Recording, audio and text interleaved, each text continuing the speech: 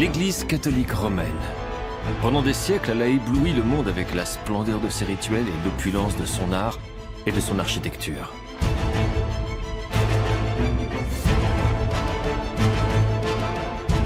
Aujourd'hui, elle rassemble 1,2 milliard de catholiques. Et tout cela au nom de Jésus, né dans une étable. L'Église catholique du XXIe siècle est une puissance financière mondiale. Elle emploie des millions de personnes, détient un patrimoine immobilier très important et réalise des investissements sur toute la planète. Mais aujourd'hui, comme toujours, les richesses de l'Église font l'objet de controverses. Je m'appelle John Dickey. Je suis historien. Ceci est une enquête au cœur des finances de l'Église. Elle va me conduire sur 2 continents et dans des lieux très inattendus.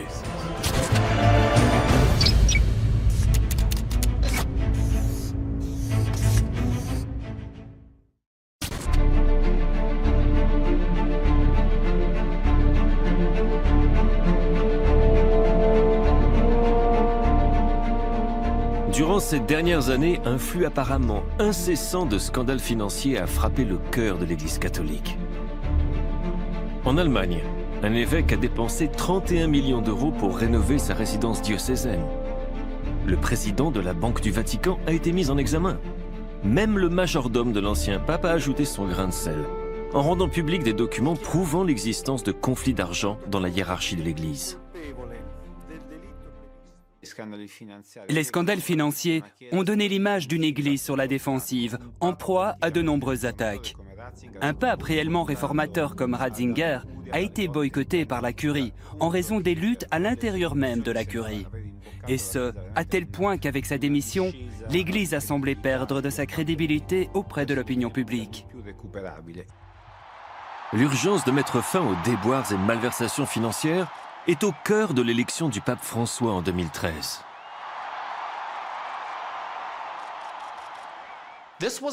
Ce conclave s'est avéré être celui qui était le moins lié à l'establishment de ces 100 dernières années. Il ne s'agissait pas de rejeter l'enseignement de Benoît XVI. Ce qu'il voulait rejeter, c'était la gestion des affaires du Vatican telle qu'elle avait été pratiquée dans les 8 années précédentes. Il n'en pouvait plus de tout cela. Et il voulait élire un réformateur, quelqu'un qui pouvait venir à Rome et remettre de l'ordre. Mais le nouveau pape a du pain sur la planche. Des prêtres se servent dans la quête du dimanche. Des évêques investissent dans une chaîne porno. Un empire immobilier est dissimulé. Des accusations de blanchiment d'argent et de corruption s'accumulent. Des victimes d'abus sexuels privées de leur dédommagement. Pourquoi l'Église catholique fait-elle l'objet de scandales incessants? L'Église peut-elle concilier son argent avec sa morale? Mon voyage à la recherche de cette réponse commence loin des colonnes de la place Saint-Pierre et me conduit au cœur de l'Europe, en Slovénie, où un archidiocèse a provoqué la perte de la somme ahurissante de 800 millions d'euros.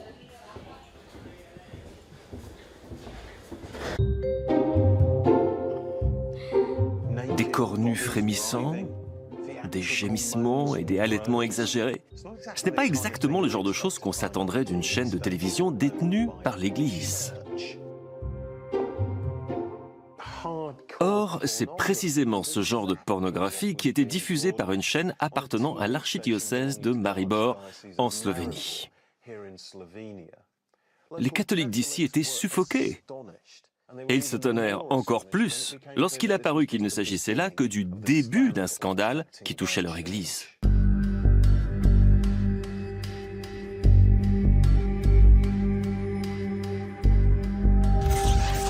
Trois évêques sont destitués de leur poste. Un prêtre est exilé dans un monastère autrichien. Un diocèse se retrouve au bord de la faillite. Voilà la fin amère d'une histoire qui a commencé en 1991, lorsque le pays s'est libéré du communisme et a acquis son indépendance.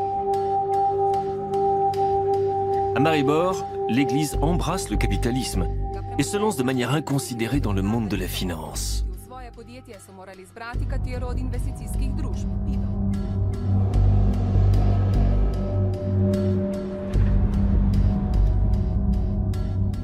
L'église de Maribor s'est lancée dans les affaires il y a 20 ans, à la fin du régime communiste en Slovénie.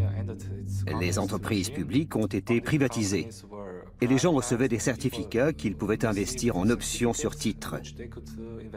L'église a donc décidé qu'elle devait participer à cette course à la privatisation et a commencé à rassembler ses titres essentiellement à travers ses fidèles. Dans la tentative de regagner l'influence qu'elle avait perdue durant le régime communiste, l'église de Maribor a voulu imiter l'Italie et l'Autriche en créant des écoles catholiques comme celle-ci. Mais pour cela, il leur fallait de l'argent et 60 000 catholiques slovènes ont donc confié leurs titres au diocèse. Certains de ces titres valaient 3 000 €. Et les premiers profits ont alimenté un goût pour le risque financier.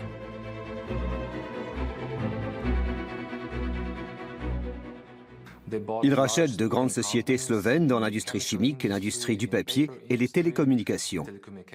Ils investissent également à l'étranger, dans de grands projets d'infrastructure ou des projets immobiliers. Tous ces investissements s'avèrent très risqués. L'Église crée 2 fonds d'investissement, Zwan 1 et Zwan 2, Cloche 1 et Cloche 2 en français. À travers ces fonds, elle achète un port en Croatie et un abattoir en Argentine, des parts dans des compagnies pétrolières et dans l'industrie du titane.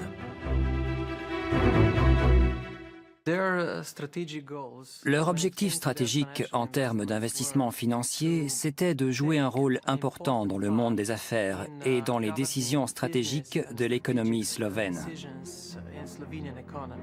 Vous savez ce que l'on dit, les hommes d'argent peuvent acheter les hommes de pouvoir.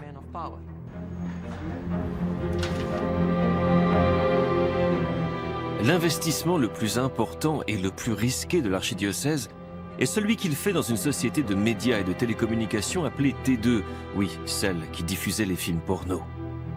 Elle aurait dû installer la fibre optique dans toute la Slovénie. Un projet avec un fort potentiel, soutenu par de généreux prêts bancaires, mais la crise de la zone euro a explosé.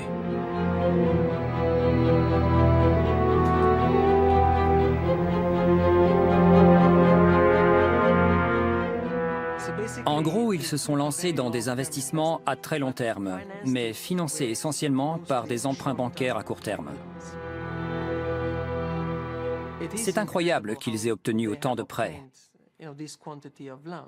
Lorsque je suis entré dans le conseil de surveillance de la plus grande banque slovène, j'ai eu l'impression que les liens personnels combinés à l'influence politique étaient utilisés pour obtenir des fonds financiers à une très grande échelle. Lorsque la crise financière a explosé, l'apport de fonds dans le système bancaire slovène en provenance du marché étranger s'est complètement tari. Et la faillite était inévitable. L'effondrement de Cloche 1 et Cloche 2 a conduit également l'église de Maribor au bord de la faillite. La personne qui avait mis au point ces stratégies catastrophiques avait très peu de background financier. Il s'agissait du trésorier de l'archidiocèse, Mirko Krasovec, un prêtre. Je pense que l'incompétence d'employés haut placés de l'Église peut expliquer en partie ce qui est arrivé. Il est de la responsabilité de tout investisseur d'engager des experts.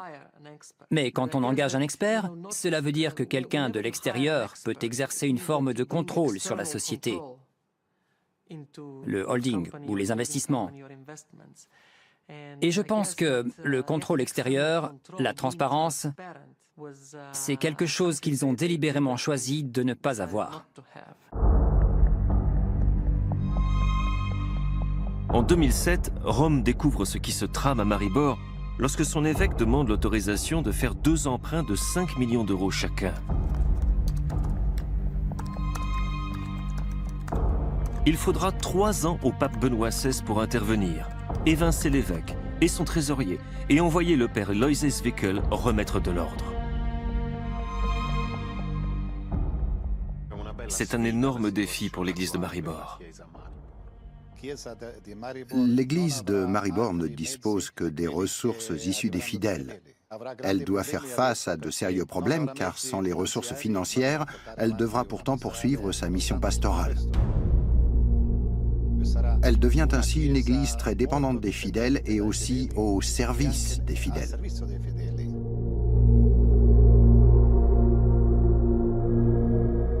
La crise de Maribor a été provoquée par plusieurs éléments. Incompétence, naïveté, manque de contrôle, peur de la transparence, une promiscuité malsaine avec le pouvoir financier et politique. Et bien sûr, une bonne dose d'avidité. Mais la Slovénie n'est pas le seul pays où l'Église est assaillie par ce genre de problème.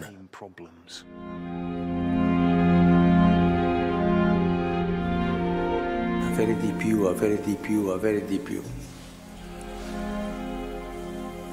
Ti porta all'idolatria. Ti distrugge il rapporto con gli altri.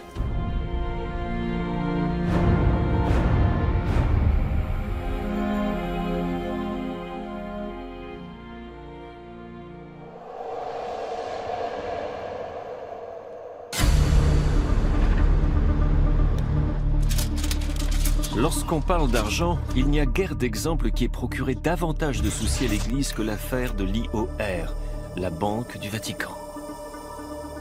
L'arrestation d'un prêtre en juin 2013 souligne les anomalies d'une institution qui a souvent fait l'objet de fortes critiques. Depuis sa création, en 1942, la Banque du Vatican a servi de banque offshore en plein cœur de Rome.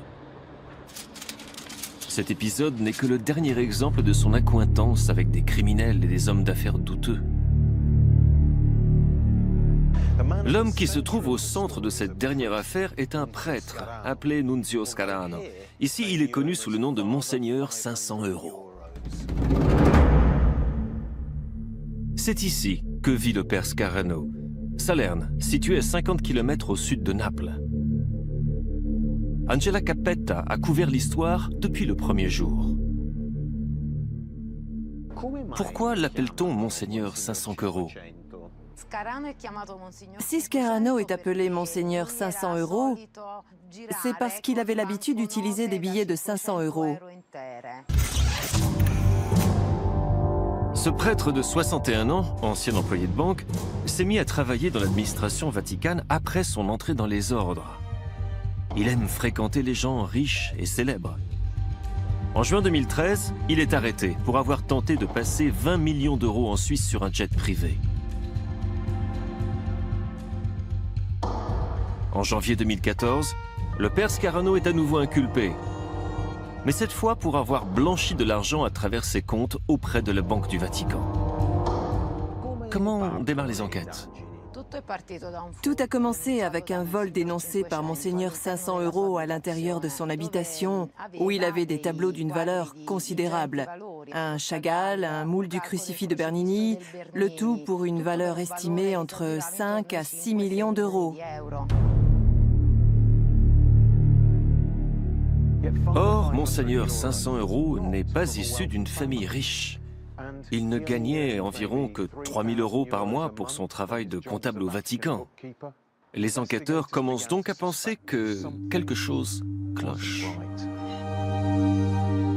Abbiamo praticamente evidenziato che ci sono una serie di società fantasma, alcune delle quali ghost perché sconosciute, altre praticamente che sono società facenti riferimento a paradisi fiscali, quindi non tracciabili dal punto di vista giuridico, una serie di versamenti periodici che assolutamente non possono essere considerati come donazioni e che vengono mascherati come donazioni, il tutto per un importo pari a circa 6,5 milioni di euro. Les enquêteurs ont examiné les comptes du père Scarano à la Banque du Vatican. Dans l'un d'entre eux, appelé « Fonds pour les personnes âgées », ils ont découvert des millions d'euros, provenant de prétendues donations entre 2003 et 2013. Très peu de cet argent semblait parvenir au vieillard de Salerne. Monseigneur Scarano reçoit beaucoup d'argent, des millions d'euros de la part d'une famille d'armateurs, les D'Amico, originaires de la même ville que lui, Salerno. C'est un fait. L'autre fait est que les D'Amico gèrent un empire qui a des sociétés un peu partout dans le monde et que certaines sommes, même une grande partie de cet argent qui va à Scarano, provient de sociétés offshore. Et on a voulu faire transiter cet argent par l'IOR, qui justement permet de faire entrer de l'argent, sans qu'il y ait trace de sa provenance, en Italie ou de toute façon dans le système bancaire européen. Très simplement, voici comment on pourrait blanchir son argent à travers la Banque du Vatican. D'abord, trouver un ami qui a le droit d'ouvrir un compte dans cette banque. Puis, avec cet ami, créer une association caritative, disons une fondation pour des historiens sans le sou, et ouvrir un compte. Verser les donations, de préférence en liquide. Il s'agit de donations, qui donc demandera des comptes? Voici l'astuce. La Banque du Vatican détient des comptes de correspondance dans des banques de proximité pour ses clients en Italie et à l'étranger. Il suffit de transférer son argent sur l'un de ces comptes et, à condition que la banque de correspondance ne pose pas trop de questions sur un virement provenant de la banque du pape, il n'y aura aucun moyen de remonter jusqu'à l'origine de l'argent. Puis on transfère à nouveau l'argent sur son compte personnel et l'argent est aussitôt blanchi. Ensuite, on dépense son argent comme on le souhaite ou comme l'a apparemment fait Monseigneur 500 € en achetant des œuvres d'art et un appartement de 17 pièces. L'une des difficultés de la Banque du Vatican réside dans le fait que ce n'est pas une banque comme les autres. Dans une banque classique, toute personne qui passe dans la rue et qui a 10 $ en poche peut ouvrir un compte. Pour la Banque du Vatican, seules des entités bien précises peuvent le faire. Il faut être un ordre religieux ou un diocèse. Il faut avoir le droit d'ouvrir un compte. Après avoir passé cette sélection, la Banque du Vatican se comporte vis-à-vis du client comme s'il était l'un des leurs, un membre de la famille. Et du coup, il est malvenu d'enquêter sur la provenance de l'argent ou sur son utilisation. Mais tout cela pourrait vite appartenir au passé. Depuis le 11 septembre 2001, les inquiétudes concernant le financement du terrorisme international ont fait de la lutte contre le blanchiment une priorité internationale. Et le pape François a clairement fait comprendre que les scandales devaient cesser. Après l'arrestation de Scarano, le directeur de la Banque du Vatican et son directeur adjoint ont quitté leur poste. La Banque du Vatican, qui se trouve là-bas, est donc sur le chemin de la réforme. Ce changement a été mis en place par Benoît XVI en 2010. C'est en effet ce dernier qui approuve la première loi au Vatican contre le blanchiment d'argent. Il crée un organisme de contrôle financier et, avant de partir, il nomme un nouveau président de la Banque du Vatican qui commence à effectuer un contrôle des comptes. Résultat, plus d'une centaine de transactions douteuses ont été identifiées en 2013. Et un questionnaire très particulier a été envoyé aux titulaires des comptes. Ce que veut savoir la Banque du Vatican, c'est d'où vient l'argent. Et ce n'est pas une tâche facile. Il y a des personnes qui sont depuis longtemps au Vatican, y compris des cardinaux, qui se sont sentis profondément offensés par la volonté de la part de la banque de savoir d'où venait leur argent et ce qu'ils en faisaient.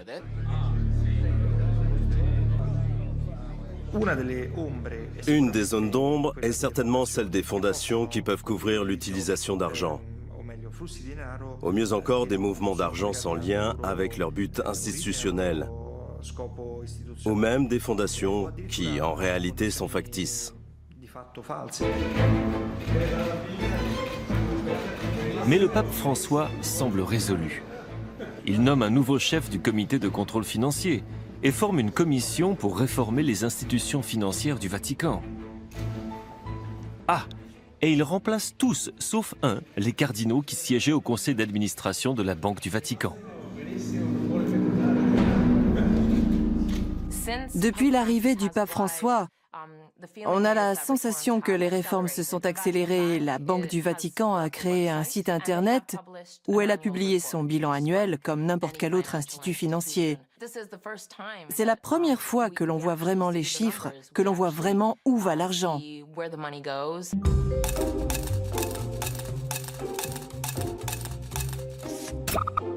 Compte tenu de tous les problèmes qu'elle a créés, la Banque du Vatican est étonnamment petite.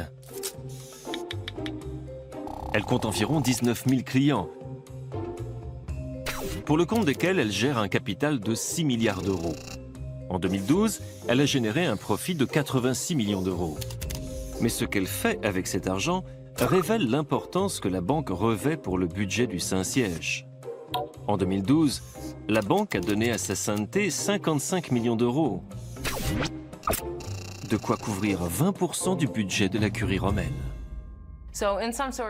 En quelque sorte, nous pouvons dire que les contributions de la Banque du Vatican permettent au Vatican de gérer ses affaires et son administration.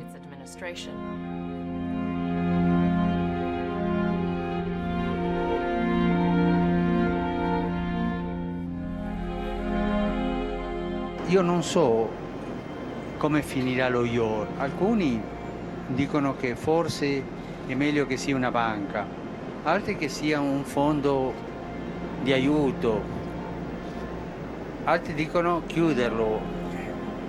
Ma se sentono queste voci, io non so. Io mi fido del lavoro delle persone dello IOR che stanno lavorando in questo, anche della Commissione. Mais place Saint-Pierre, la transparence semble encore lointaine. Regardons de plus près le budget opérationnel du Saint-Siège. En 2012, le bilan annonce un revenu d'environ 250 millions d'euros et des dépenses pour environ 248 millions d'euros, avec un profit net d'environ 2 millions. Mais ces chiffres ne disent pas tout sur les biens détenus par le Vatican.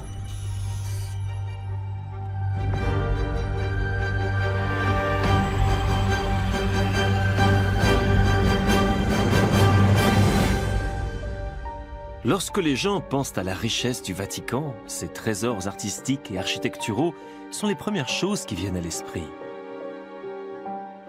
Mais la chapelle Sixtine et toutes les merveilleuses sculptures et peintures des musées du Vatican ne peuvent pas être vendues. En revanche, ce qui fait vraiment la richesse du pape, c'est quelque chose de bien plus prosaïque: la brique et le mortier.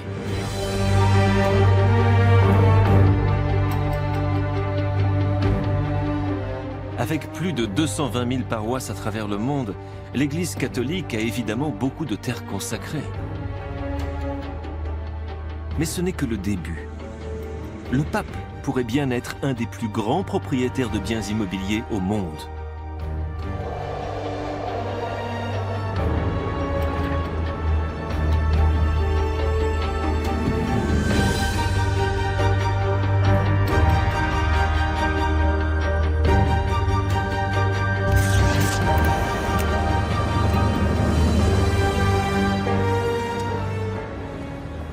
Londres attire comme un aimant grand nombre d'investisseurs immobiliers internationaux, mais je n'aurais jamais cru trouver l'Église catholique parmi eux.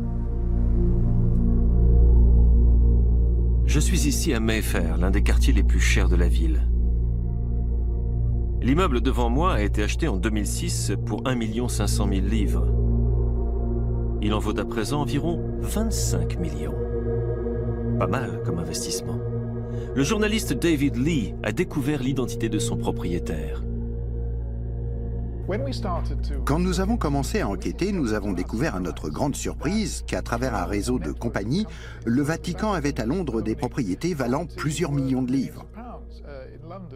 Quelle piste avez-vous suivi alors entre ces propriétés et le Vatican? Nous avons découvert que ces propriétés étaient toutes enregistrées sous le nom d'une société appelée Grolux. Lorsque nous avons cherché dans les archives, nous avons constaté que Grolux était relié à une société suisse appelée Profima, à travers une société intermédiaire new-yorkaise. Que pouvez-vous nous dire de Profima? Que fait cette société? Profima est un holding qui contrôle des propriétés du Vatican dans plusieurs pays d'Europe. Il est indiscutable que le Vatican contrôle son empire immobilier à travers elle.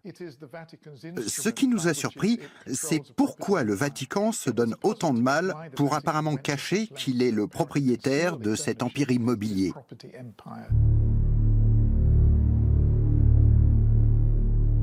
Ces documents remontent à la Deuxième Guerre mondiale. Et d'après ce qui est écrit ici, Profima a été vu d'un mauvais œil par le gouvernement britannique. Ils pensaient que ces sociétés servaient à cacher la véritable origine de l'argent. En d'autres termes, celle d'un pays ennemi, l'Italie fasciste.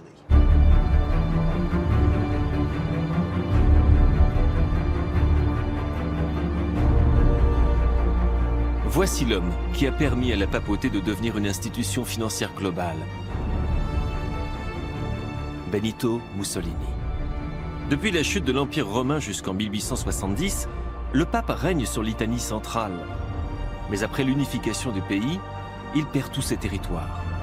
En 1929, avec les accords de Latran, le Duce dédommage le Vatican pour les territoires perdus en versant une grosse somme au pape, l'équivalent de 1,5 milliard d'euros d'aujourd'hui.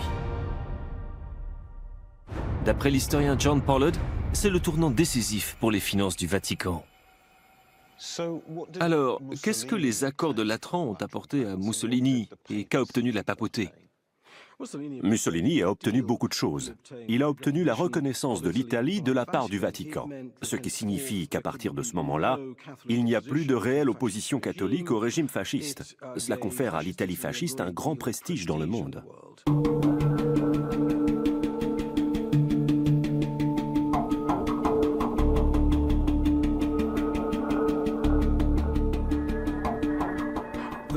Le Vatican a désormais sa propre souveraineté territoriale indépendante. Il a ses propres réserves qu'il peut investir afin d'acquérir une certaine indépendance financière. À partir de ce moment, l'Église catholique romaine et le Vatican ne sont plus pauvres.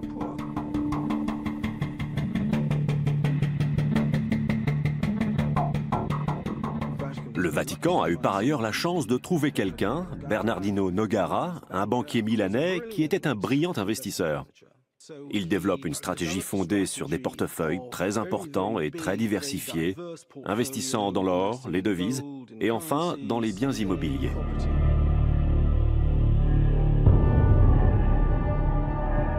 À partir de ce moment-là, le Vatican devient un géant international de l'immobilier. Mais c'est à Rome que sa sainteté détient le capital immobilier le plus important. Maurizio Turco est le premier à essayer de le chiffrer. Un travail qui aurait mis à dure épreuve la patience de Job. Naïvement, nous avons cru qu'il suffisait de demander le code attribué aux organismes ecclésiastiques pour avoir accès à la liste des biens immobiliers. Il n'en a pas été ainsi. Alors nous avons travaillé sur une série de noms en rapport avec les saints, les congrégations, les ordres, pour pouvoir obtenir un cadre assez complet de ceux qui possèdent des biens immobiliers à Rome.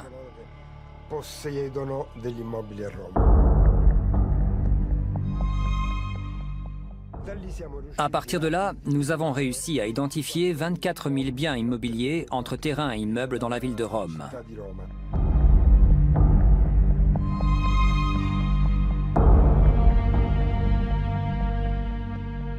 Pourquoi ce mystère? Parce que pour chaque bien immobilier, on doit payer une taxe. La taxe sur les biens immobiliers, justement. Pendant plusieurs années, les biens immobiliers appartenant à des organismes ecclésiastiques ont été exonérés d'impôts. Non pas sur la base de l'activité exercée à l'intérieur de l'immeuble, mais sur la base de la titularité, de la propriété de ce bien. C'est-à-dire que si le bien immobilier appartient à l'organisme ecclésiastique, il n'y a pas d'impôt à payer, même si on exerce des activités commerciales. Il suffisait d'une chapelle à l'intérieur du restaurant qui appartenait à un organisme ecclésiastique pour ne pas payer d'impôts. Des restaurants et hôtels catholiques. On ne trouve pas cela partout.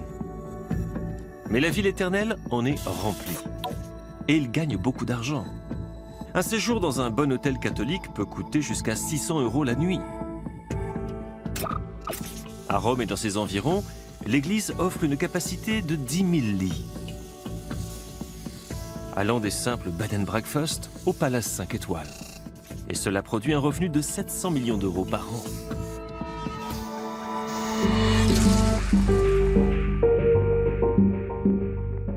L'immobilier crée évidemment des profits.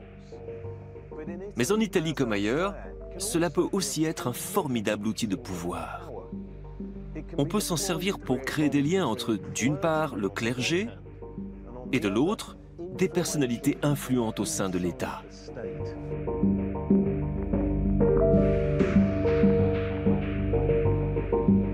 Prenons l'exemple de la Congrégation pour l'évangélisation des peuples, connue sous le nom de Propaganda Fide. Créée en 1622, elle est le puissant bras évangélique de l'Église catholique. Rien qu'autour de Rome, elle détient plus de 1100 propriétés. La grande force de Propaganda Fide découle de l'immense patrimoine immobilier. Rien qu'en Italie, le patrimoine immobilier vaut environ 10 milliards d'euros. C'est l'estimation qu'on en fait.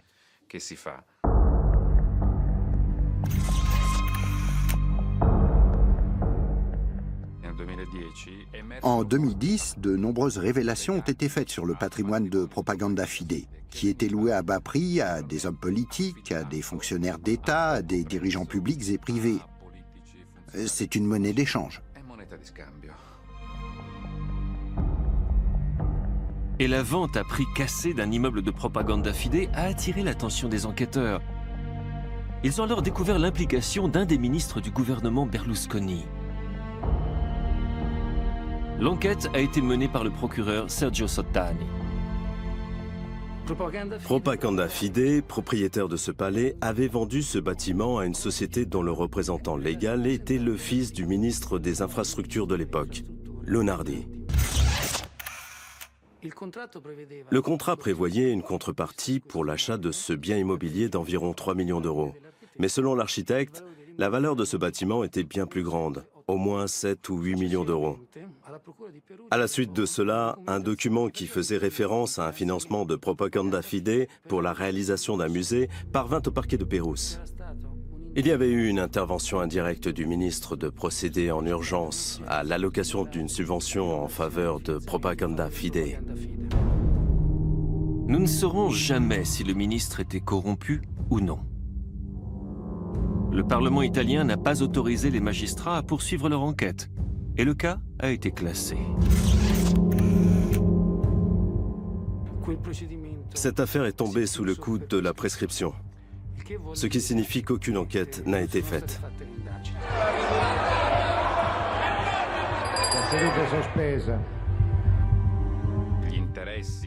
Pour l'État italien, les intérêts et les relations avec le Vatican sont trop importants pour les interrompre, qui plus est pour une enquête pour corruption.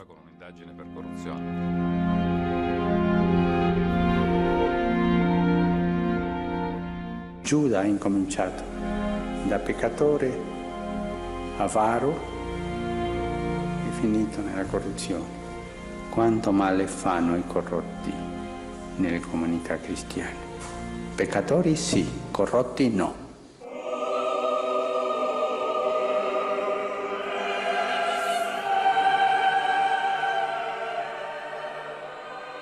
Tout au long de son histoire millénaire, les relations de l'Église avec les pouvoirs politiques ont souvent été financièrement avantageuses. Cela a commencé avec le premier empereur chrétien de la Rome antique, Constantin. L'Empire invente une solution extraordinaire pour manifester son soutien au christianisme, avec l'exonération des taxes par exemple. Et là, on instille l'idée que si l'Église reçoit de l'argent de l'État, que ce soit peu ou beaucoup, c'est une bonne chose. Car c'est une garantie matérielle et pratique du fait qu'il existe un lien de respect. Et la peur d'être hors de cette zone de respect a été parfois cher payée. Les relations mouvementées de l'Église avec l'argent ont déjà eu des effets dramatiques sur le christianisme.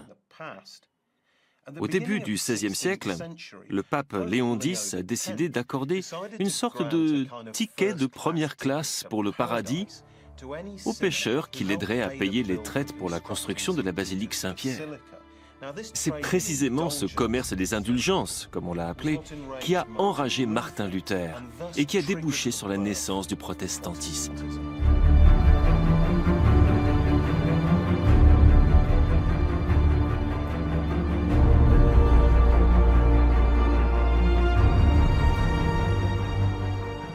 La vente de ces indulgences était une très bonne affaire.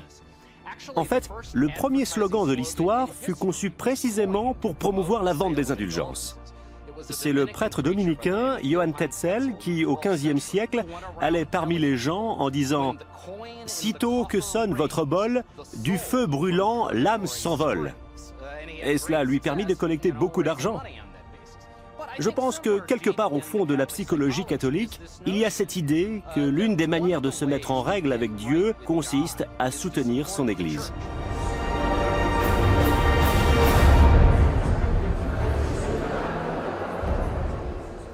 Les gens paient pour les messes. Ils font dire des messes pour les défunts. Pourquoi? Parce que le fait de dire une messe les aidera à sortir du purgatoire. Il y a encore cette mentalité-là chez les personnes âgées. Ma grand-mère, qui a 93 ans, c'est ce qu'elle fait. En guise de carte de vœux à Noël, elle envoie une carte disant qu'elle fait célébrer une messe pour votre mari. Et cela renvoie également au concept des indulgences.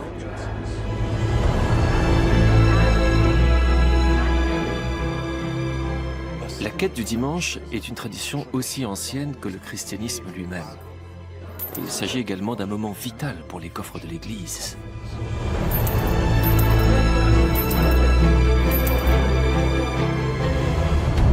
Avec ce don hebdomadaire, les catholiques contribuent à leur paroisse et à ses nombreuses initiatives. Des œuvres de bienfaisance jusqu'au bulletin d'information de l'Église. Mais toutes les offrandes ne restent pas au niveau local. Les paroisses en versent une partie à leur évêque, lequel verse à son tour et à sa discrétion une contribution au pape. En 2012, les évêques ont envoyé place Saint-Pierre l'équivalent de 26 millions d'euros.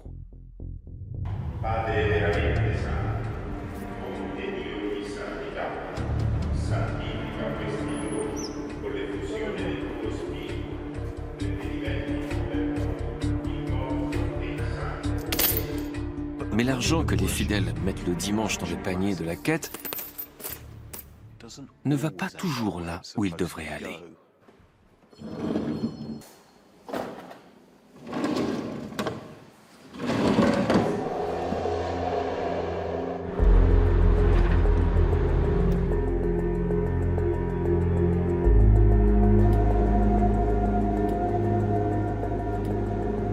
Le détournement de l'argent des quêtes est l'un des problèmes les plus graves que l'Église doit affronter dans le monde. Aux USA, où les quêtes du dimanche rapportent la coquette somme de 13 milliards de dollars par an, ce détournement atteint des niveaux records. Chuck Zeck a créé un master en management de l'Église à l'université de Villanova. Il me donne un petit cours.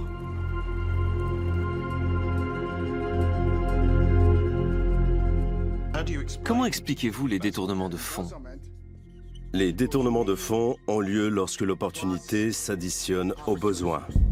21% des diocèses nous disent qu'ils ne contrôlent jamais leur paroisse. Il existe des paroisses où c'est la même personne qui compte l'argent de la quête le dimanche, qui le dépose, qui établit les chèques et qui remplit le livre comptable. Elle gère chacune des étapes. Il y a quelques années de cela, avec l'un de mes collègues, nous avons découvert que 85% des diocèses avaient fait l'objet de détournements de fonds dans les années récentes. 85%, c'est absolument systématique. Eh oui, ça l'est. Par exemple, Kevin Gray, un prêtre du Connecticut, a volé plus d'1 million de dollars pour payer des gigolos et mener une vie de luxe. Anita Collins, une employée de l'archidiocèse de New York, a été inculpée pour avoir volé 1 million de dollars, qu'elle a dépensé entre autres pour s'acheter des poupées de collection. Le père Rodney Rhodis, de la Virginie, a été condamné à 63 mois de prison pour avoir volé 600 000 dollars. Il avait une femme et 3 enfants.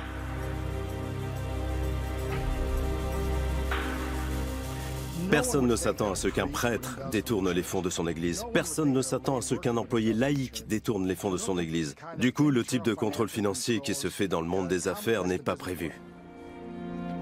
Plus qu'une incapacité à comprendre les principes du management, il me semble qu'il s'agit là d'une incapacité à comprendre la nature humaine. Se noi andiamo sulla strada delle ricchezze, se andiamo sulla strada della vanità, diventiamo lupi, no? Pastori. Pregate per questo. Lorsqu'il s'agit d'argent, nous sommes face à l'une des institutions les plus désorganisées et décentralisées au monde. Cela est dû en partie au précepte suivant lequel les décisions sur l'utilisation des ressources financières ne devraient pas être prises par l'autorité centrale, mais qu'elles sont définies au niveau local. Et cela tient en partie au fait que l'Église est dirigée par des gens qui sont des grands experts en théologie et en liturgie, mais qui ont parfois un niveau très élémentaire de compréhension de la finance, et qui ne savent même pas quelles questions poser, ni forcément où chercher les réponses.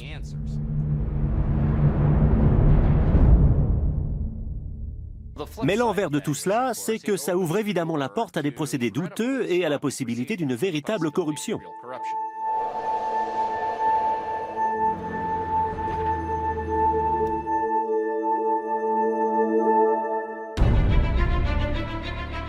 Il faut dire qu'il y a assez d'argent dans l'Amérique catholique pour tenter un saint.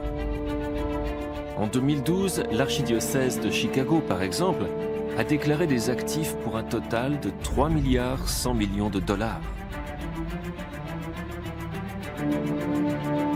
À titre de comparaison, cette même année, l'archidiocèse de Cologne, le plus riche d'Allemagne, a déclaré 166 millions d'euros d'actifs.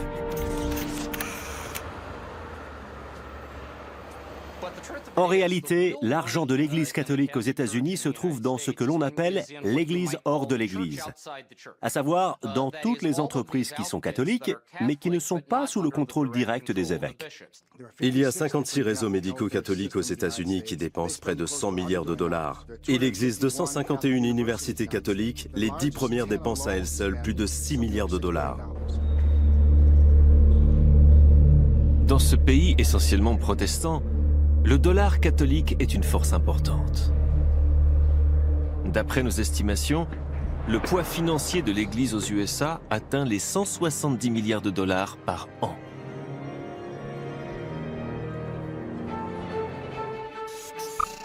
« 57% de cette somme est allouée au réseau sanitaire catholique et 28% aux universités.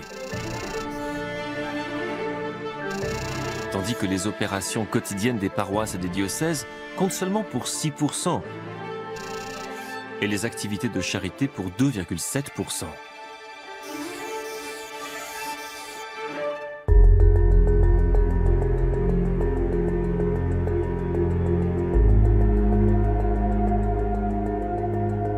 Si l'Église catholique était une entreprise, elle compterait parmi les 20 premières aux USA, tout là-haut, avec des sociétés comme General Motors et Apple.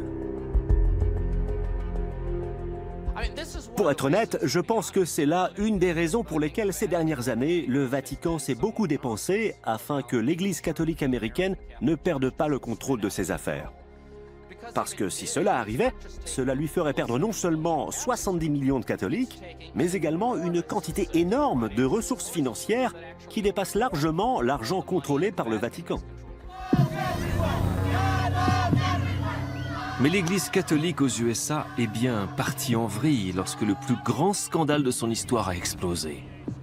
La dissimulation des abus sexuels perpétrés par des prêtres sur des milliers d'enfants à travers le pays.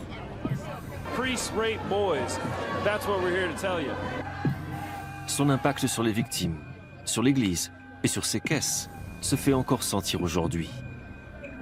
On estime que 3 milliards 300 millions de dollars de dédommagement ont été versés aux victimes entre 1994 et 2012. Suite aux demandes de dédommagement de la part des victimes d'abus sexuels, 10 diocèses américains ont déjà fait faillite. À chaque fois qu'il y a une procédure de faillite, il faut produire une montagne de papiers, produire une montagne de documents. Et ce sont ces documents qui nous ont appris énormément de choses que nous ne savions pas auparavant sur l'Église et sur son argent.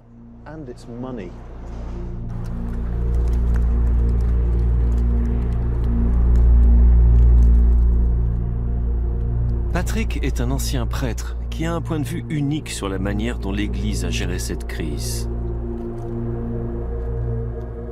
En tant que moine bénédictin de l'archidiocèse de Saint-Paul et de Minneapolis, j'ai fait ce que l'on fait dans chaque diocèse de ce pays et du monde. Il faut qu'il y ait quelqu'un disposé à s'occuper d'un auteur d'abus sexuels. Lorsque cette personne est mise à l'écart, juste avant n'importe quel type de révélation publique, il faut que quelqu'un prenne les devants et aille calmer les esprits pour résoudre le problème. Avant même de parler de dédommagement, les abus sexuels sont une affaire qui coûte très cher à l'Église. Eh bien, lorsque je suis entré dans le conseil financier de l'archidiocèse de Saint-Paul, il y avait une partie du budget consacrée aux problèmes liés aux abus sexuels de la part du clergé et tout ce qui va avec. Les types qui doivent suivre des traitements dans différentes sortes d'établissements, qui ont des enfants, toutes ces choses pour lesquelles il faut payer. Mais elles doivent figurer sous des frais génériques, afin que personne ne le sache, sauf les personnes de la chancellerie et les prêtres qui sont en train de négocier ces accords. Et comment avez-vous vécu ce rôle d'intermédiaire pour les affaires d'abus sexuels sur des enfants au sein de l'Église catholique? Au bout de ma 5e mission, après avoir été confronté à de nombreux enseignants laïcs et ecclésiastiques ayant perpétré des abus sexuels, j'ai compris que ce problème durait depuis des siècles et qu'il constitue un réel problème financier interne réglé à travers des sommes versées au noir et que cela ne s'arrêtera pas. J'ai donc choisi de partir. Patrick Wall est devenu avocat et a rejoint Jeff Anderson, qui a représenté plus de 1000 victimes d'abus sexuels. Leur attention est actuellement concentrée sur Milwaukee, où 48 prêtres sont inculpés d'abus sexuels.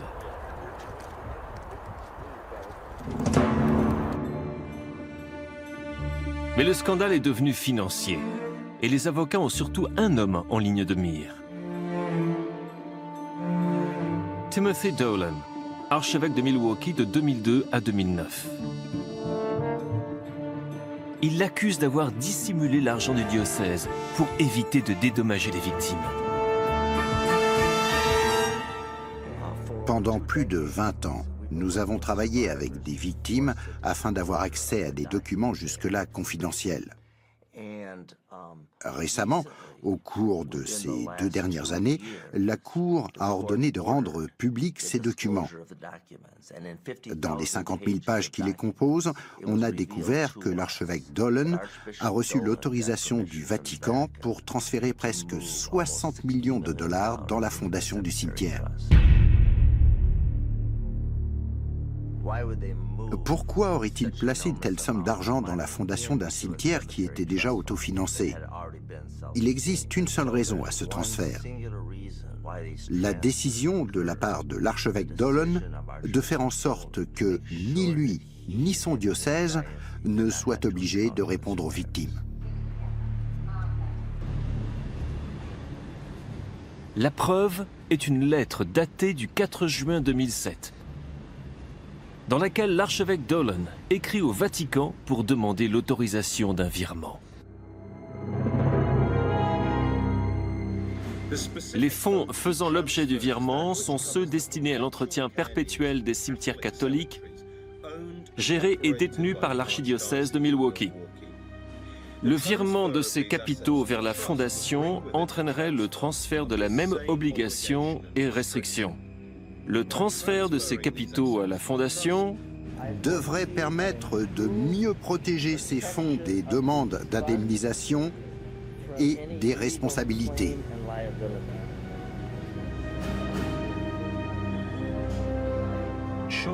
L'Église, qui fait beaucoup de bien à la communauté, a sans aucun doute le droit de protéger son capital. Il est indiscutable que l'Église catholique romaine a fait beaucoup de bien, mais il est tout aussi indiscutable qu'elle a beaucoup de pouvoir et qu'afin de préserver ce pouvoir de faire le bien, elle a commis et a continué de commettre des délits systématiques afin de cacher tout ce qu'elle a fait pour protéger sa réputation. Et c'est dans ce contexte qu'elle fait le bien et qu'elle fait aussi le mal, et qu'elle permet au mal de se faire.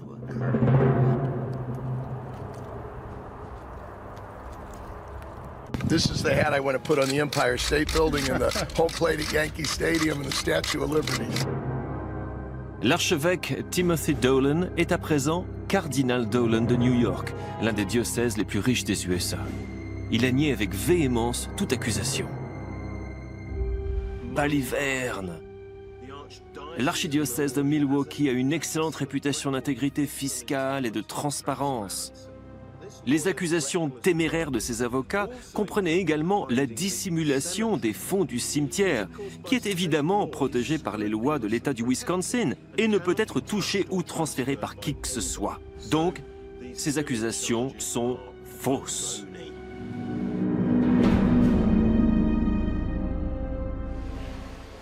À Milwaukee, les blessures sont encore ouvertes et douloureuses. Ravi de vous rencontrer. Comment allez-vous? Bienvenue à Milwaukee. Peter Isley a subi les abus sexuels d'un prêtre pendant 2 ans lorsqu'il était enfant. Ils ont dépensé des millions de dollars, non seulement pour couvrir leurs crimes, mais aussi pour être sûrs que les victimes ne recevraient aucun soutien et aucun dédommagement pour ce qu'ils ont subi. 11 millions de dollars ont été dépensés rien qu'un avocat. Prenez le cas typique d'un prêtre auteur d'abus sexuels. Disons qu'il a exercé son ministère pendant 25 ans et disons que les abus sur les enfants ont été découverts au début de son ministère. Combien pensez-vous qu'il faut d'argent pour maintenir le salaire de ce prêtre, pour couvrir tous ses frais d'avocat, pour couvrir tout ce qu'il a fait? Disons que cela coûte, en restant prudent, 1 million de dollars. Lorsqu'un évêque, comme Dolan ou quelqu'un d'autre, nous dit que ce qui compte dans l'Église, c'est la charité, et qu'on ne peut continuer à exercer cette charité en raison des poursuites judiciaires. Évidemment, si on est prêt à dépenser 1 million de dollars ou plus pour l'auteur d'abus sexuels parce qu'il s'agit d'un prêtre et qu'on gaspille tant d'argent pour lui, ce n'est évidemment plus de charité qu'il s'agit, non?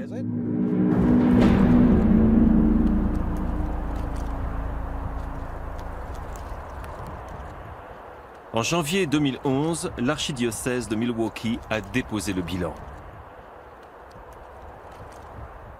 Avec 575 demandes d'indemnisation pour abus sexuels, des frais de justice atteignant 11 millions de dollars, c'est l'un des dépôts de bilan les plus gros et les plus controversés de tous les diocèses américains. La question du fonds des cimetières n'est toujours pas réglée.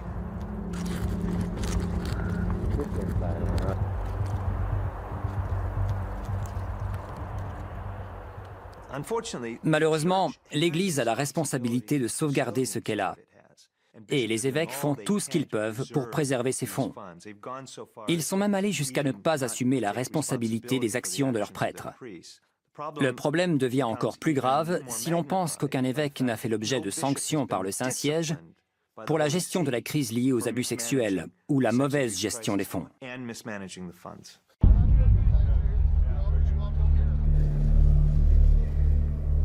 La question des dédommagements à verser aux victimes d'abus sexuels de la part de prêtres a déclenché une bataille légale, État après État, à propos du délai de prescription américain. Il s'agit de déterminer si l'abus a eu lieu il y a trop longtemps pour faire l'objet d'une poursuite judiciaire. Si l'Église perd cette bataille, elle risque de devoir verser des dédommagements encore plus importants aux victimes encore en vie. C'est pourquoi l'Église investit beaucoup à présent dans le lobbying politique. Un rapport a établi que la Conférence américaine des évêques catholiques, le plus haut niveau de la hiérarchie ecclésiastique, a dépensé plus de 26 500 000 dollars rien qu'en 2009 pour influencer la politique publique sur des questions inhérentes à la religion. Je crois qu'aux États-Unis, l'Église catholique est la confession la plus importante. Nous sommes dans un pays qui a beaucoup de religions différentes, et c'est la plus importante. Et vous savez quelle est la deuxième confession? Les ex-catholiques, à savoir des personnes qui ont quitté l'Église catholique. Et pourquoi? Beaucoup d'entre eux disent « c'est une organisation très riche, hypocrite, que ce n'est qu'une histoire de fric », ce qui est injuste vis-à-vis de plein de braves gens qui donnent leur vie pour aider leurs frères et leurs sœurs en faisant des œuvres de charité et en proclamant la miséricorde et l'amour de l'Évangile. Denaro è lo sterco del diavolo.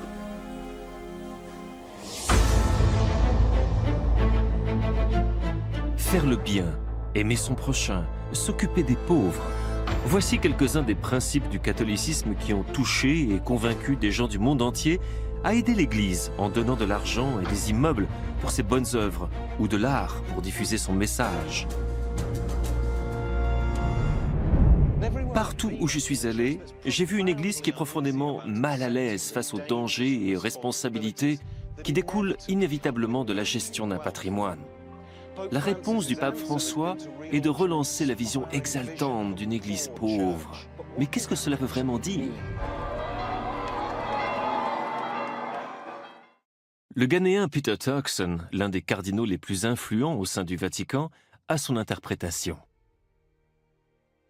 Pensez-vous que dans ses avertissements concernant l'argent, la corruption, etc., le pape adresse aussi un message à l'Église elle-même? Oui, le message s'adresse aussi aux personnes qui font partie de l'Église. Il concerne leur rapport à l'argent et à la richesse et la manière dont cela peut compromettre la crédibilité de leur prédication de l'Évangile et leur propre ministère. Le message s'adresse donc à chacun d'entre nous. Le pape François donne lui-même l'exemple. Il a refusé bon nombre des privilèges de son office. Il roule dans la première voiture disponible. Et il préfère loger dans une chambre d'hôtel plutôt que dans la majesté du palais apostolique. Il a dit qu'à partir du moment où le prêtre fait bien son métier, le peuple l'aide. C'est le prêtre qui doit chercher les pauvres.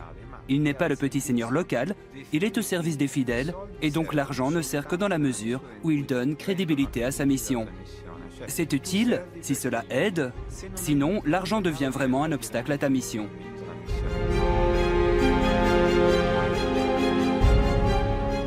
Le pape François est parfaitement conscient du fait que certains symboles du pouvoir de l'Église catholique éloignent les gens.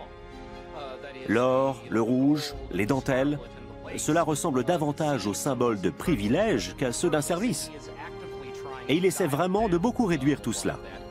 Cela semble fonctionner. Récemment, dans un restaurant romain, je suis tombé sur un très vieux cardinal, une de ces personnes qui est à la tête de l'emploi. Mais maintenant, il s'habille très simplement. Lorsque je lui ai demandé, en plaisantant, ce qu'il se passait, il m'a répondu « Il faut que vous compreniez qu'avec ce pape, la simplicité, c'est le nouveau chic. » La pression en faveur d'un changement au sein de l'Église catholique est très forte. Les scandales successifs ont terni sa réputation, affaibli son autorité et sali son message.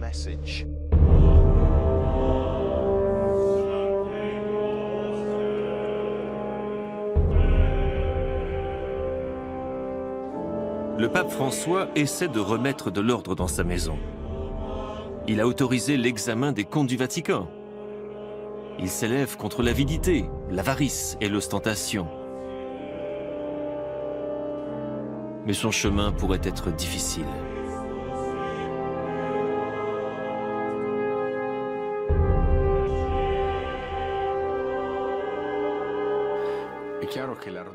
Il est clair que l'ardeur et l'intensité de la réforme que le pape François a entreprise rencontrent des difficultés. En remettant des équilibres en question et des concentrations de pouvoir, bien sûr, il se fait des amis, mais parfois aussi des ennemis. Et la papauté n'est pas complètement insensible au climat dans lequel elle évolue. Si ces réformes ont lieu, le pape aura besoin d'être soutenu. Il n'est pas évident qu'il bénéficie actuellement d'un véritable soutien. Il a déstabilisé beaucoup de personnes, et pas seulement au Vatican.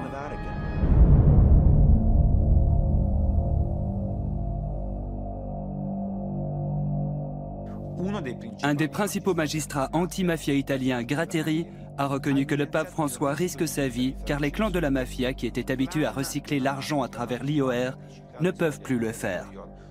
La transparence, la glasnost du pape les rendent nerveux car ils ont perdu un extraordinaire moyen de blanchir leur argent provenant de la drogue et des trafics illicites. Donc on pourrait craindre un attentat sur le pape François.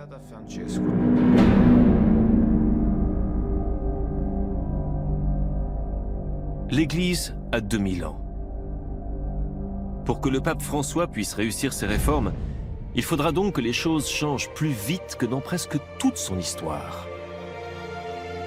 Quoi qu'il en soit, à la fin de ce voyage, je me demande si l'Église n'est pas éternellement condamnée à avoir une relation d'amour-haine avec l'argent. Il faut de l'argent pour faire ce que l'Église veut faire dans le monde. Si elle veut servir les pauvres, si elle veut dire la messe, il faut qu'elle ait des ressources financières.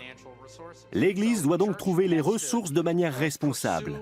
et elle devra les gérer de façon transparente. Dans le même temps, elle devra exprimer clairement son amour pour les pauvres.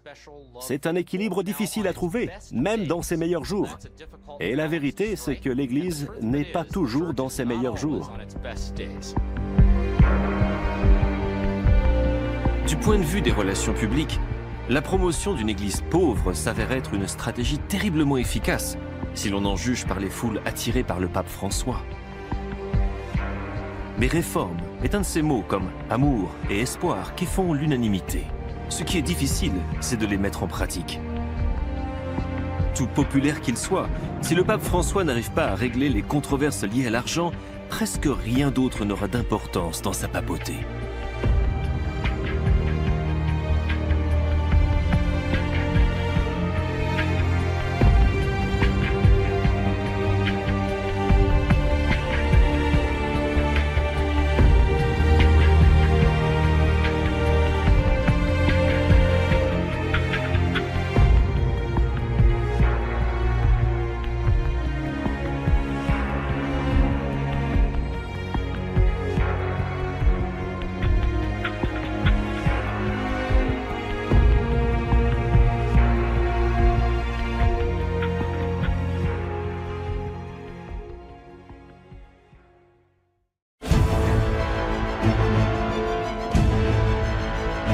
L'Église catholique romaine.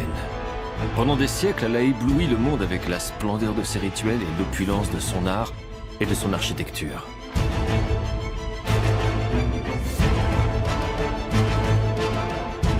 Aujourd'hui, elle rassemble 1,2 milliard de catholiques.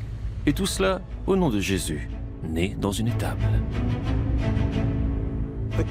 L'Église catholique du XXIe siècle est une puissance financière mondiale. Elle emploie des millions de personnes, détient un patrimoine immobilier très important et réalise des investissements sur toute la planète. Mais aujourd'hui, comme toujours, les richesses de l'Église font l'objet de controverses. Je m'appelle John Dickey. Je suis historien. Ceci est une enquête au cœur des finances de l'Église. Elle va me conduire sur 2 continents et dans des lieux très inattendus.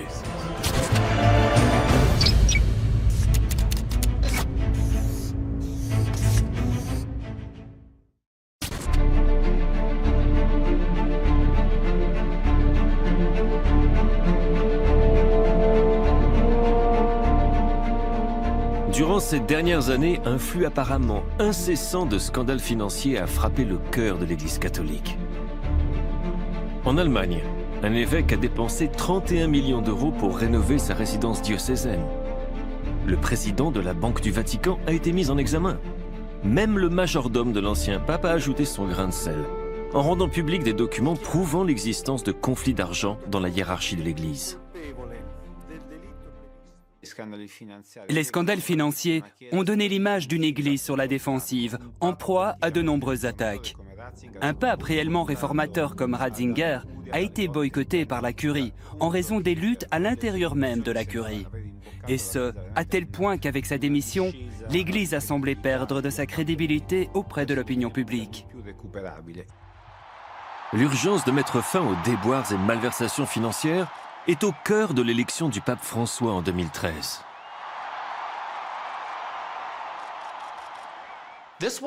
Ce conclave s'est avéré être celui qui était le moins lié à l'establishment de ces 100 dernières années. Il ne s'agissait pas de rejeter l'enseignement de Benoît XVI. Ce qu'il voulait rejeter, c'était la gestion des affaires du Vatican telle qu'elle avait été pratiquée dans les 8 années précédentes. Il n'en pouvait plus de tout cela. Et il voulait élire un réformateur, quelqu'un qui pouvait venir à Rome et remettre de l'ordre. Mais le nouveau pape a du pain sur la planche. Des prêtres se servent dans la quête du dimanche. Des évêques investissent dans une chaîne porno. Un empire immobilier est dissimulé. Des accusations de blanchiment d'argent et de corruption s'accumulent. Des victimes d'abus sexuels privées de leur dédommagement. Pourquoi l'Église catholique fait-elle l'objet de scandales incessants? L'Église peut-elle concilier son argent avec sa morale? Mon voyage à la recherche de cette réponse commence loin des colonnes de la place Saint-Pierre. et me conduit au cœur de l'Europe, en Slovénie, où un archidiocèse a provoqué la perte de la somme ahurissante de 800 millions d'euros.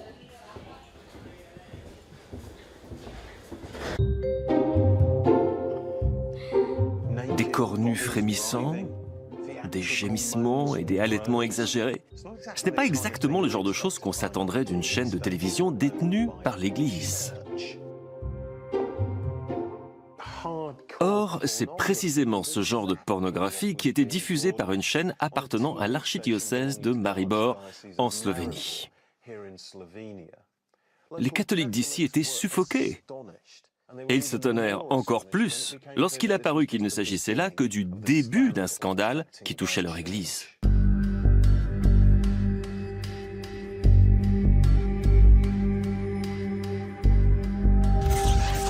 Trois évêques sont destitués de leur poste. Un prêtre est exilé dans un monastère autrichien. Un diocèse se retrouve au bord de la faillite. Voilà la fin amère d'une histoire qui a commencé en 1991, lorsque le pays s'est libéré du communisme et a acquis son indépendance. À Maribor, l'Église embrasse le capitalisme et se lance de manière inconsidérée dans le monde de la finance.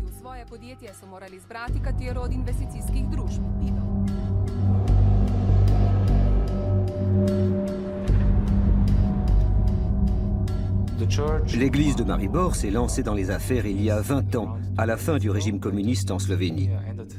Les entreprises publiques ont été privatisées et les gens recevaient des certificats qu'ils pouvaient investir en options sur titres. L'Église a donc décidé qu'elle devait participer à cette course à la privatisation et a commencé à rassembler ses titres essentiellement à travers ses fidèles. Dans la tentative de regagner l'influence qu'elle avait perdue durant le régime communiste, l'église de Maribor a voulu imiter l'Italie et l'Autriche en créant des écoles catholiques comme celle-ci. Mais pour cela, il leur fallait de l'argent et 60 000 catholiques slovènes ont donc confié leurs titres au diocèse. Certains de ces titres valaient 3 000 €. Et les premiers profits ont alimenté un goût pour le risque financier.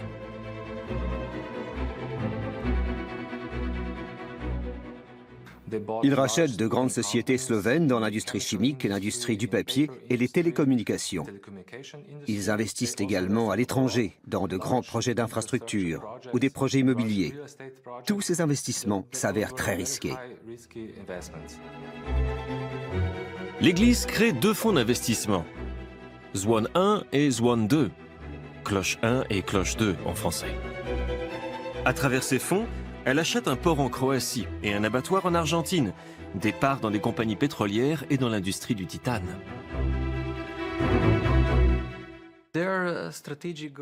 Leur objectif stratégique en termes d'investissement financier, c'était de jouer un rôle important dans le monde des affaires et dans les décisions stratégiques de l'économie slovène. Vous savez ce que l'on dit, les hommes d'argent peuvent acheter les hommes de pouvoir.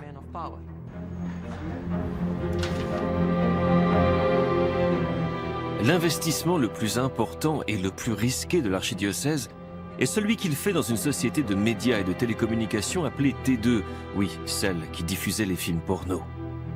Elle aurait dû installer la fibre optique dans toute la Slovénie. Un projet avec un fort potentiel, soutenu par de généreux prêts bancaires, mais la crise de la zone euro a explosé.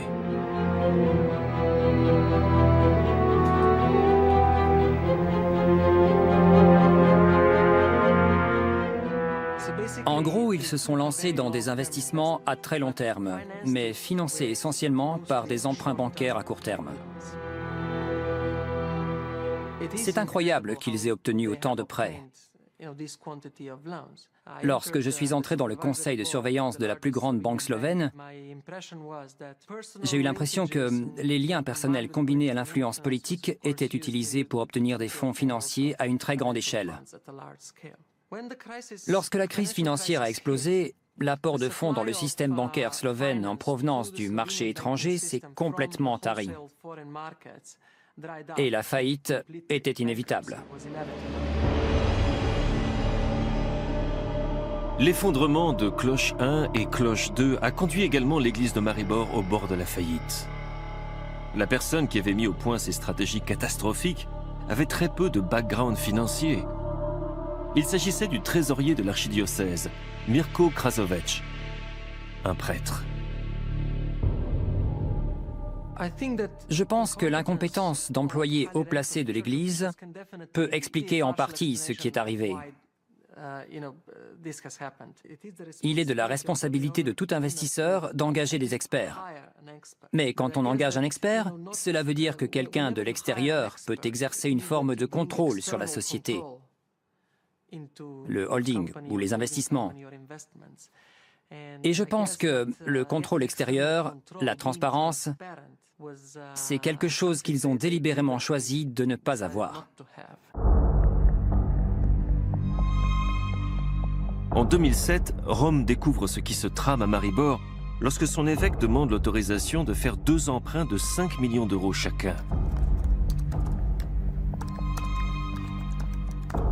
Il faudra 3 ans au pape Benoît XVI pour intervenir, évincer l'évêque et son trésorier et envoyer le père Loïs Wickel remettre de l'ordre. C'est un énorme défi pour l'église de Maribor. L'église de Maribor ne dispose que des ressources issues des fidèles. Elle doit faire face à de sérieux problèmes car sans les ressources financières, elle devra pourtant poursuivre sa mission pastorale. Elle devient ainsi une église très dépendante des fidèles et aussi au service des fidèles.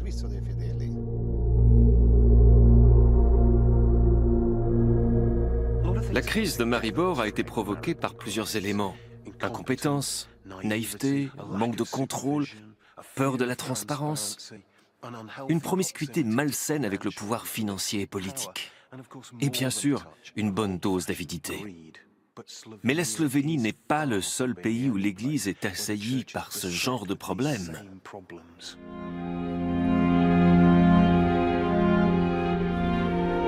Avere di più, avere di più, avere di più.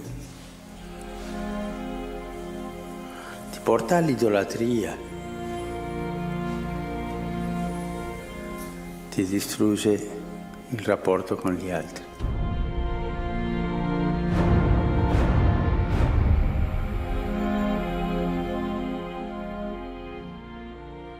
La provenance de l'argent ou sur son utilisation. Mais tout cela pourrait vite appartenir au passé. Depuis le 11 septembre 2001, les inquiétudes concernant le financement du terrorisme international ont fait de la lutte contre le blanchiment une priorité internationale. Et le pape François a clairement fait comprendre que les scandales devaient cesser. Après l'arrestation de Scarano, le directeur de la Banque du Vatican et son directeur adjoint ont quitté leur poste. La Banque du Vatican, qui se trouve là-bas, est donc sur le chemin de la réforme. Ce changement a été mis en place par Benoît XVI en 2010. C'est en effet ce dernier qui approuve la première loi au Vatican contre le blanchiment d'argent. Il crée un organisme de contrôle financier et, avant de partir, il nomme un nouveau président de la Banque du Vatican qui commence à effectuer un contrôle des comptes. Résultat, plus d'une centaine de transactions douteuses ont été identifiées en 2013. Et un questionnaire très particulier a été envoyé aux titulaires des comptes. Ce que veut savoir la Banque du Vatican, c'est d'où vient l'argent. Et ce n'est pas une tâche facile. Il y a des personnes qui sont depuis longtemps au Vatican, y compris des cardinaux, qui se sont sentis profondément offensés par la volonté de la part de la banque de savoir d'où venait leur argent et ce qu'ils en faisaient.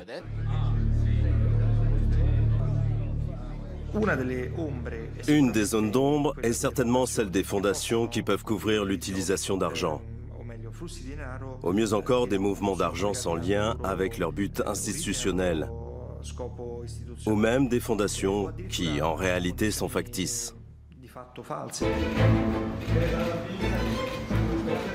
Mais le pape François semble résolu.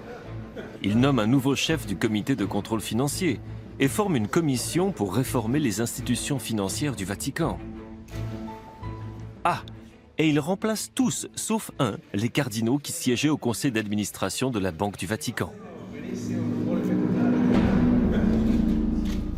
Depuis l'arrivée du pape François, on a la sensation que les réformes se sont accélérées. La Banque du Vatican a créé un site Internet où elle a publié son bilan annuel comme n'importe quel autre institut financier. C'est la première fois que l'on voit vraiment les chiffres, que l'on voit vraiment où va l'argent.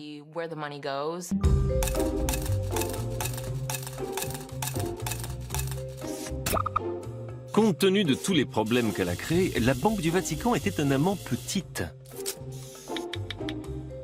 Elle compte environ 19 000 clients, pour le compte desquels elle gère un capital de 6 milliards d'euros. En 2012, elle a généré un profit de 86 millions d'euros. Mais ce qu'elle fait avec cet argent révèle l'importance que la banque revêt pour le budget du Saint-Siège.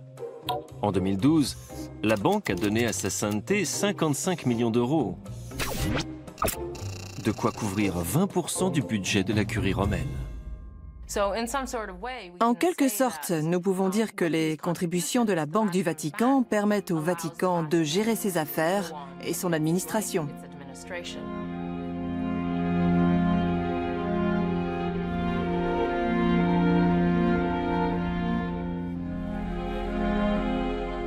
Io non so come finirà lo IOR. Alcuni dicono che forse è meglio che sia una banca, altri che sia un fondo di aiuto, altri dicono chiuderlo. Ma se sentono queste voci, io non so. Io mi fido del lavoro delle persone, dello IOR, che stanno lavorando in questo, anche della Commissione. Mais place Saint-Pierre, la transparence semble encore lointaine. Regardons de plus près le budget opérationnel du Saint-Siège. En 2012, le bilan annonce un revenu d'environ 250 millions d'euros et des dépenses pour environ 248 millions d'euros, avec un profit net d'environ 2 millions. Mais ces chiffres ne disent pas tout sur les biens détenus par le Vatican.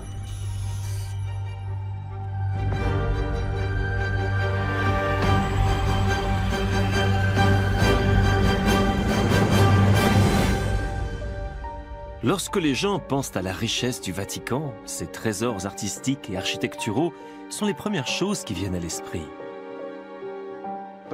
Mais la chapelle Sixtine et toutes les merveilleuses sculptures et peintures des musées du Vatican ne peuvent pas être vendues. En revanche, ce qui fait vraiment la richesse du pape, c'est quelque chose de bien plus prosaïque, la brique et le mortier.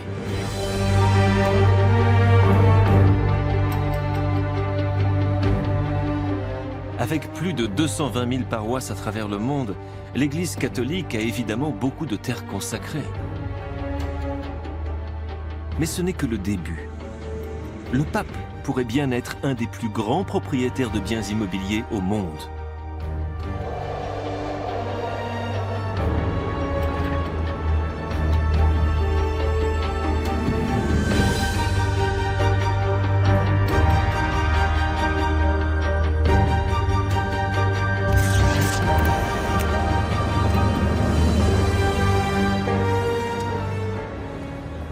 Londres attire comme un aimant grand nombre d'investisseurs immobiliers internationaux, mais je n'aurais jamais cru trouver l'Église catholique parmi eux. Je suis ici à Mayfair, l'un des quartiers les plus chers de la ville. L'immeuble devant moi a été acheté en 2006 pour 1 500 000 livres. Il en vaut à présent environ 25 millions. Pas mal comme investissement. Le journaliste David Lee a découvert l'identité de son propriétaire. Quand nous avons commencé à enquêter, nous avons découvert à notre grande surprise qu'à travers un réseau de compagnies, le Vatican avait à Londres des propriétés valant plusieurs millions de livres.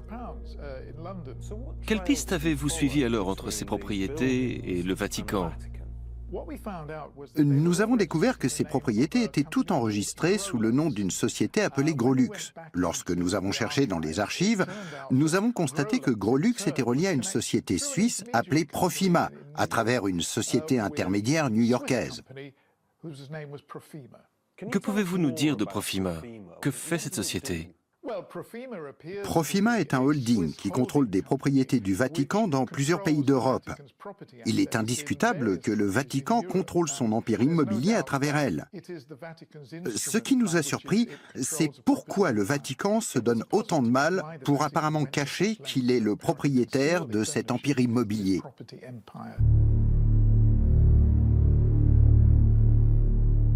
Ces documents remontent à la Deuxième Guerre mondiale.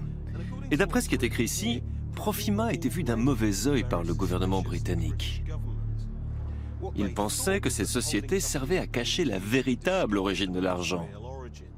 En d'autres termes, celle d'un pays ennemi, l'Italie fasciste.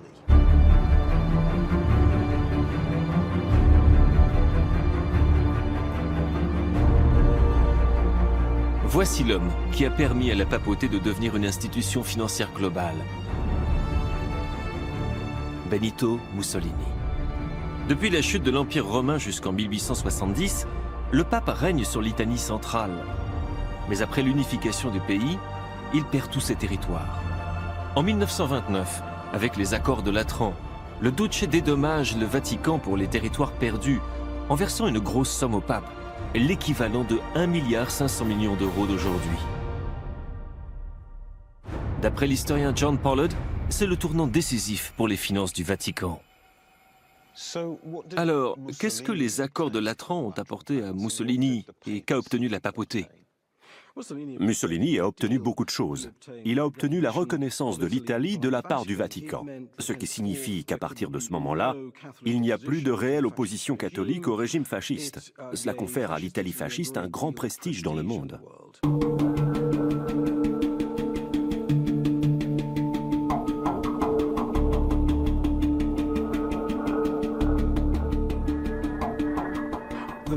Le Vatican a désormais sa propre souveraineté territoriale indépendante. Il a ses propres réserves qu'il peut investir afin d'acquérir une certaine indépendance financière. À partir de ce moment, l'Église catholique romaine et le Vatican ne sont plus pauvres.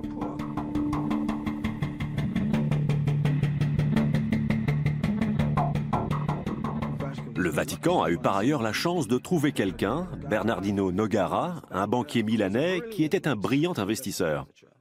Il développe une stratégie fondée sur des portefeuilles très importants et très diversifiés, investissant dans l'or, les devises et enfin dans les biens immobiliers.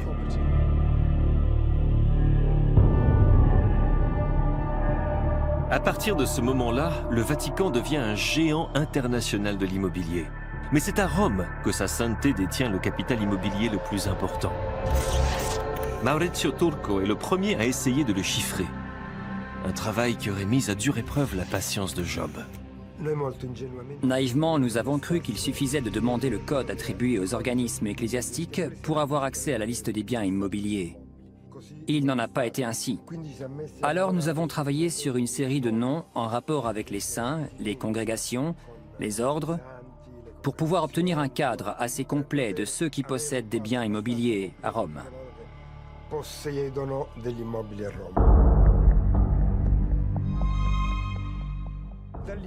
À partir de là, nous avons réussi à identifier 24 000 biens immobiliers entre terrains et immeubles dans la ville de Rome.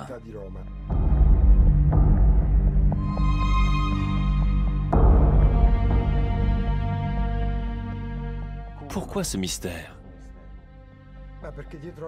Parce que pour chaque bien immobilier, on...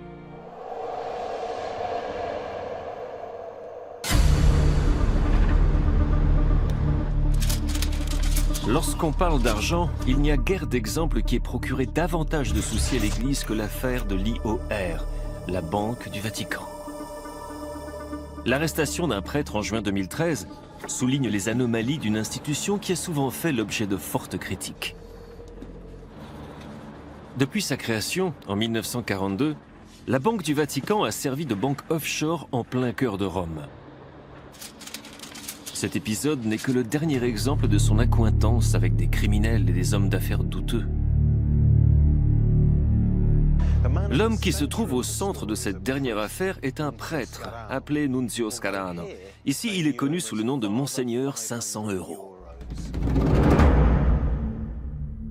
C'est ici que vit le père Scarano. Salerne, située à 50 km au sud de Naples. Angela Cappetta a couvert l'histoire depuis le premier jour. Pourquoi l'appelle-t-on Monseigneur 500 €? Si Scarano est appelé Monseigneur 500 €, c'est parce qu'il avait l'habitude d'utiliser des billets de 500 €. Ce prêtre de 61 ans, ancien employé de banque, s'est mis à travailler dans l'administration vaticane après son entrée dans les ordres. Il aime fréquenter les gens riches et célèbres. En juin 2013, il est arrêté pour avoir tenté de passer 20 millions d'euros en Suisse sur un jet privé. En janvier 2014, le père Scarano est à nouveau inculpé, mais cette fois pour avoir blanchi de l'argent à travers ses comptes auprès de la Banque du Vatican. Comment démarrent les enquêtes? Tout a commencé avec un vol dénoncé par Monseigneur 500 € à l'intérieur de son habitation, où il avait des tableaux d'une valeur considérable. Un Chagall, un moule du crucifix de Bernini, le tout pour une valeur estimée entre 5 à 6 millions d'euros. Or, Monseigneur 500 € n'est pas issu d'une famille riche. Il ne gagnait environ que 3 000 € par mois pour son travail de comptable au Vatican. Les enquêteurs commencent donc à penser que quelque chose cloche.